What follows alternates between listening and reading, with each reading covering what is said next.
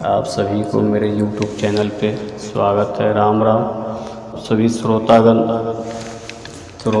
गुरुवार बृहस्पति भगवान की कथा और व्रत सुने। गुरुवार के दिन जो भी स्त्री पुरुष व्रत करे उसको चाहिए कि वह दिन में एक ही समय भोजन करे, क्योंकि बृहस्पति भगवान का इस दिन पूजन होती है। भोजन पीले चने की दाल आदि का करे, परंतु नमक नहीं खावे और पीले वस्त्र पहने, पीले ही फलों का प्रयोग करें, पीले चंदन से पूजन करें। पूजन के बाद प्रेम पूर्वक गुरु महाराज की कथा सुननी चाहिए। इस व्रत को करने से मन की इच्छाएं पूरी होती है और बृहस्पति महाराज प्रसन्न होते हैं। धन, पुत्र, विद्या तथा मनवांछित फलों की प्राप्ति होती है। परिवार को सुख तथा शांति मिलती है। इसलिए यह व्रत सर्वश्रेष्ठ और अति फलदायक सब स्त्री और पुरुष के लिए है। इस व्रत में केले का पूजन करना चाहिए। कथा और पूजन के समय मन, कर्म, वचन से शुद्ध होकर जो इच्छा हो बृहस्पति देव से प्रार्थना करनी चाहिए, मांगनी चाहिए। प्रेम से बोली बृहस्पति भगवान की जय। एक समय की बात है कि भारतवर्ष में एक प्रतापी और दानी राजा राज्य करता था। वह नित्य गरीबों और ब्राह्मणों की सहायता करता था। यह बात उसकी रानी को अच्छी नहीं लगती थी। वह न ही गरीबों को दान देती, न ही भगवान का पूजन करती थी और राजा को भी दान देने से मना किया करती थी। एक दिन राजा शिकार खेलने वन को गए हुए थे तो रानी महल में अकेली थी। उसी समय बृहस्पति देव साधु वेश में राजा के महल में भिक्षा के लिए गए और भिक्षा मांगी। रानी ने भिक्षा देने से इनकार किया और कहा, हे साधु महाराज, मैं तो दान पुण्य से तंग आ गई। मेरा पति सारा धन लुटाते रहता है। मेरी इच्छा है कि हमारा धन नष्ट हो जाए, फिर ना रहेगा बांस, ना बजेगी बांसुरी। साधु ने कहा, देवी तुम तो बड़ी विचित्र हो। धन संतान तो सभी चाहते हैं, पुत्र और लक्ष्मी तो पापी के घर भी होनी चाहिए। यदि तुम्हारे पास अधिक धन है तो भूखे को भोजन दो, प्यासे को पानी पिलाओ, मुसाफिरों के लिए धर्मशाला बनवाओ, खुलवाओ। जो निर्धन और अपनी कुंवारी कन्याओं का विवाह नहीं कर सकते उनका विवाह करा दो। ऐसा और कई काम हैं जिनके करने से तुम्हारा यश लोक परलोक में फैलेगा। परंतु रानी पर उपदेशों का कोई प्रभाव न पड़ा। वह बोली, महाराज आप मुझे कुछ ना समझाएं। मैं ऐसा धन नहीं चाहती जो हर जगह बांटती फिरूं। साधु ने उत्तर दिया, यदि तुम्हारी ऐसी इच्छा है तो तथास्तु। तुम ऐसे ही, तुम्हारी बात सत्य। और तुम एक काम करो, बृहस्पतिवार को घर लीपकर पीली मिट्टी से अपना सिर धोकर स्नान करना, भट्ठी चढ़ाकर कपड़े धोना। ऐसा करने से आपका सारा धन नष्ट हो जाएगा। इतना कहकर वह साधु महाराज वहाँ से आलोक हो गए। साधु के अनुसार कई बातों को पूरा करते हुए रानी को केवल 3 बृहस्पतिवार ही बीते थे कि उसकी समस्त धन संपत्ति नष्ट हो गए। भोजन के लिए राजा का परिवार तरसने लगा। तब एक दिन राजा ने रानी से बोला कि हे रानी, तुम यहीं रहो, मैं दूसरे देश जाता हूँ, क्योंकि यहाँ पर सभी लोग मुझे जानते हैं, इसलिए मैं यहाँ कोई छोटा कार्य नहीं कर सकता। ऐसा कहकर राजा प्रदेश चला जाता है। वहाँ जंगल से लकड़ी काट कर लाता है और शहर में बेचता है। इस तरह वह अपना जीवन व्यतीत करने लगा। इधर राजा के प्रदेश जाते ही रानी और दासी दुखी रहने लगी। एक बार जब रानी और दासी को 7 दिन तक भोजन के बिना रहना पड़ा तो रानी ने अपनी दासी से कहा, हे दासी, पास के ही नगर में मेरी बहन रहती है, वह बड़ी धनवान है, तू उसके पास जा और कुछ ले आ ताकि थोड़ी बहुत गुजर बसर हो जाए। दासी रानी की बहन के पास गई। उस दिन गुरुवार था और रानी की बहन उस समय बृहस्पतिवार व्रत की कथा सुन रही थी। दासी ने रानी की बहन को अपनी रानी का संदेश दिया, लेकिन रानी की बड़ी बहन ने कोई उत्तर नहीं दिया। जब दासी को रानी की बहन से कोई उत्तर नहीं मिला तो वह बहुत दुखी हुई और उसे क्रोध भी आया। दासी ने वापस आकर रानी को सारी बात बता दी। सुनकर रानी ने अपनी भाग्य को कोसा। उधर रानी की बहन ने सोचा कि मेरी बहन की दासी आई थी, परंतु मैं उससे नहीं बोली, इससे वह बहुत दुखी हुई होगी। वह कथा सुनकर और पूजन समाप्त करके वह अपनी बहन के घर आई और कहने लगी, हे बहन, मैं बृहस्पतिवार का व्रत कर रही थी, तुम्हारी दासी मेरे घर आई थी, परंतु जब तक कथा होती तब तक न तो उठते हैं और ना ही बोलते, इसलिए मैं नहीं बोली। कहो दासी क्यों गई थी? रानी बोली, बहन तुमसे क्या छिपाऊं, हमारे घर में खाने तक की अनाज नहीं। ऐसा कहते कहते रानी की आंखें भर आई। उसने दासी समेत पिछले 7 दिन से भूखी रहने तक की बात अपनी बहन को बताई, विस्तार पूर्वक बता दी। रानी की बहन बोली, देखो बहन, भगवान बृहस्पति देवता सबकी मनोकामना पूर्ण करते हैं। देखो शायद तुम्हारे घर में अनाज रखा हो। पहले तो रानी को विश्वास नहीं हुआ, पर बहन की आग्रह करने पर उसने अपनी दासी को अंदर भेजा तो उसे सचमुच अनाज से भरा एक घड़ा मिल गया। यह देखकर दासी को बड़ी हैरानी हुई। दासी रानी से कहने लगी, हे रानी, जब हमको भोजन नहीं मिलता तो हम व्रत ही तो करते हैं, इसलिए क्यों न इनसे व्रत और कथा की विधि पूछ ली जाए ताकि हम भी व्रत कर सके। तब रानी ने अपनी बहन से बृहस्पतिवार व्रत के बारे में पूछा। उसकी बहन ने बताया, बृहस्पतिवार के व्रत में चने की दाल, मुनक्का से विष्णु भगवान का केले की जड़ में पूजन करे तथा दीपक जलाए, व्रत कथा सुने और पीला भोजन ही करे, इससे बृहस्पति देव प्रसन्न होते हैं। व्रत और पूजन विधि बताकर रानी की बहन अपने घर को लौट आई। 7 दिन बाद जब गुरुवार आया तो रानी और दासी ने व्रत रखा। घुड़शाला में जाकर चना और गुड़ लेकर आई, फिर उससे केले की जड़ तथा विष्णु भगवान की पूजन किया। अब पीला भोजन कहाँ से आए, इस बात को लेकर दोनों बहुत दुखी थे। क्योंकि उन्होंने व्रत रखा था इसलिए बृहस्पति देव उनसे प्रसन्न थे, इसलिए उन्होंने एक साधारण व्यक्ति का रूप धारण कर 2 थालियों में सुंदर पीला भोजन दासी को दे गए। भोजन पाकर दासी प्रसन्न हुई और फिर रानी के साथ मिलकर भोजन ग्रहण करने लगी। उसके बाद वे सभी गुरुवार को व्रत और पूजन करने लगी। बृहस्पति भगवान की कृपा से उनके पास फिर से धन संपत्ति आ गई, परंतु रानी फिर से पहले की तरह आलस्य करने लगी। तब दासी बोली, देखो रानी, तुम पहले भी इस प्रकार आलस्य करती थी, तुम्हें धन रखने में कष्ट होता था, इस कारण सभी धन नष्ट हो गए, और अब जब भगवान बृहस्पति की कृपा से धन मिला है तो तुम्हें फिर से आलस्य होता है। रानी को समझाते हुए दासी कहती है कि बड़ी मुसीबत के बाद हमने यह धन पाया है, इसलिए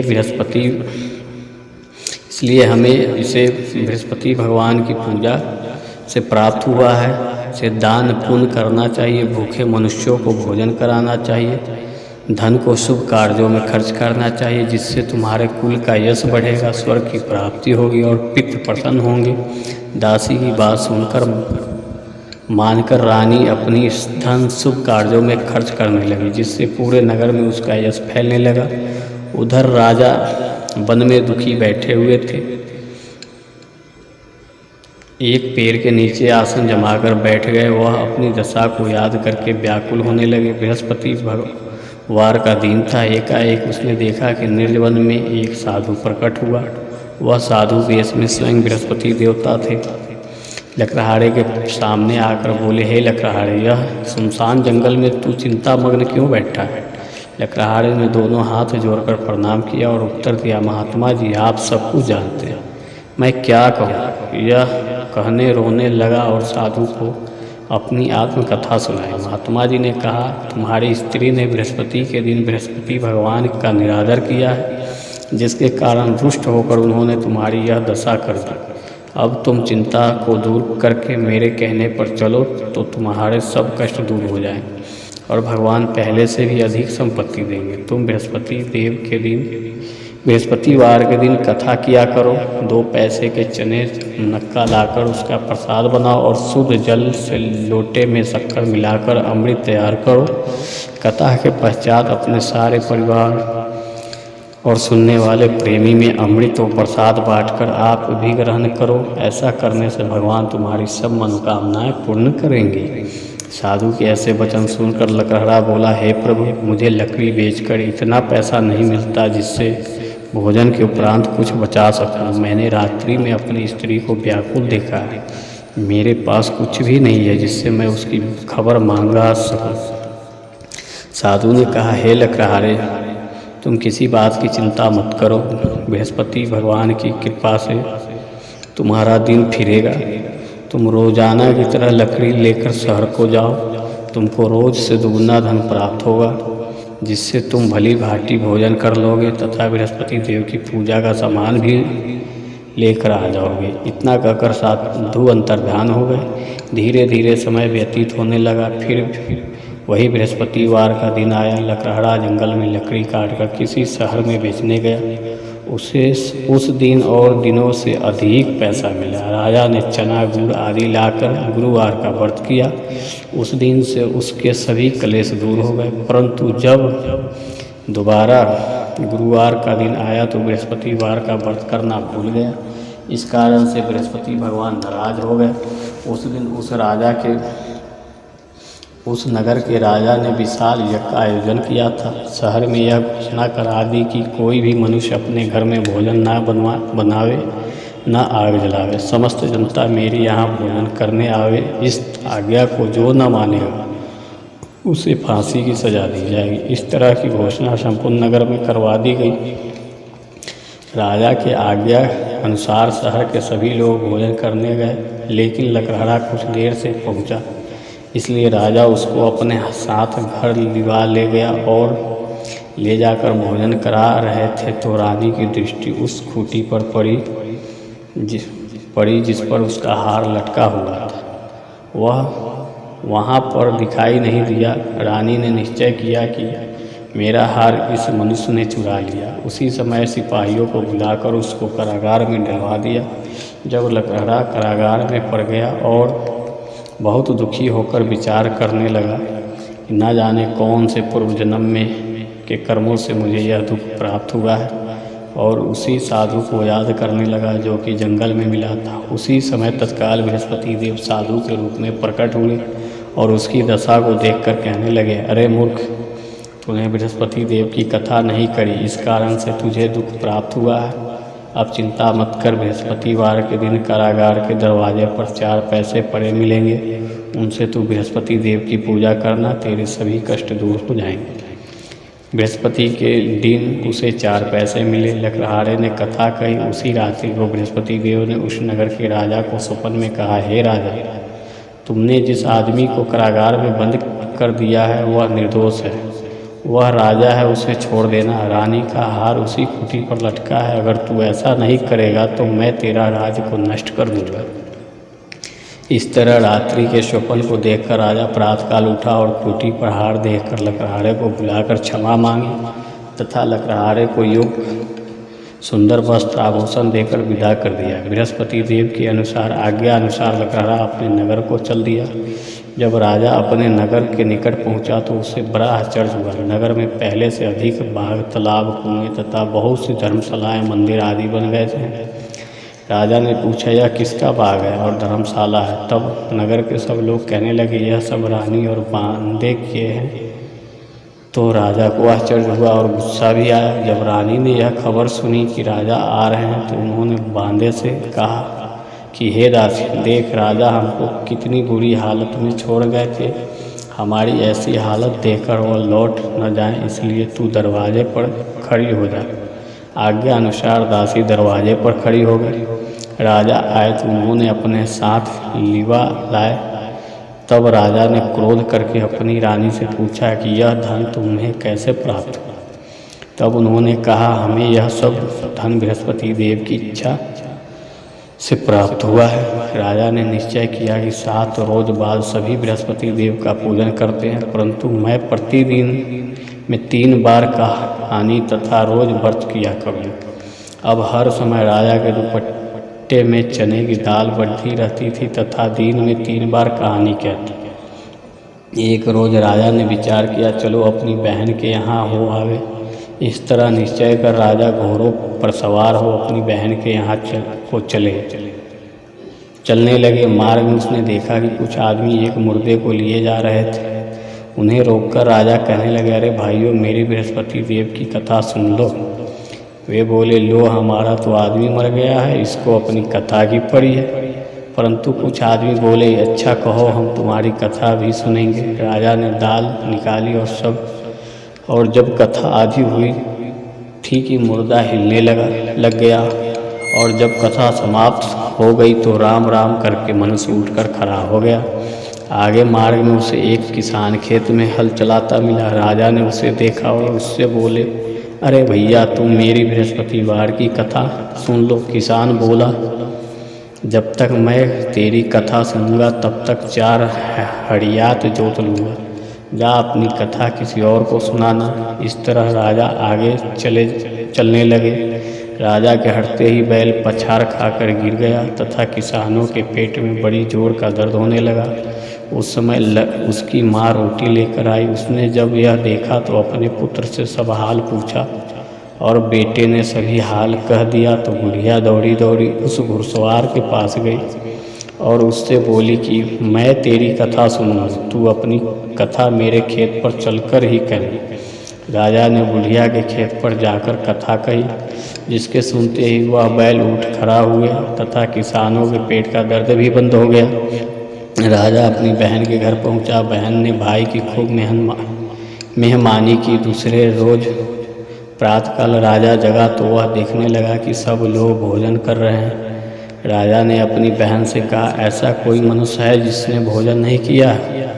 मेरी बृहस्पतिवार की कथा सुन ले। बहन बोली, भैया यह देश ऐसा ही है कि पहले यहाँ लोग भोजन करते हैं, बाद में अन्य काम करते हैं। अगर कोई पड़ोस में भी हो तो देख आओ। वह ऐसा कहकर देखने चली गई, परंतु उसे कोई ऐसा व्यक्ति नहीं मिला जिसने भोजन ना किया। अतः वह एक कुम्हार के घर गया जिसका लड़का बीमार था। उसे मालूम हुआ कि उनके यहाँ 3 रोज से किसी ने भोजन नहीं किया। रानी ने अपने भाई की कथा सुनने के लिए कुम्हार से कहा। वह तैयार हो गया। राजा ने जाकर बृहस्पतिवार की कथा कही, जिसको सुनकर उसका लड़का ठीक हो गया। अब तो राजा की प्रशंसा होने लगी। एक रोज राजा ने अपनी बहन से कहा कि हे बहन, हम अपने घर को जाएंगे, तुम भी तैयार हो जाओ। राजा की बहन ने अपनी सास से कहा। सास ने कहा, हाँ चली जा, परंतु अपने लड़कों को मत ले जाना, क्योंकि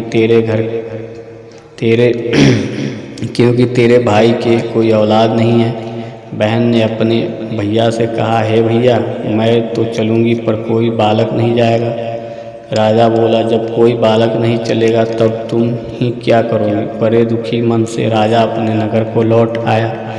राजा ने अपनी रानी से कहा, हम निर्वंशी हैं, हमारा मुंह देखने का धर्म नहीं है और कुछ भोजन आदि नहीं किया।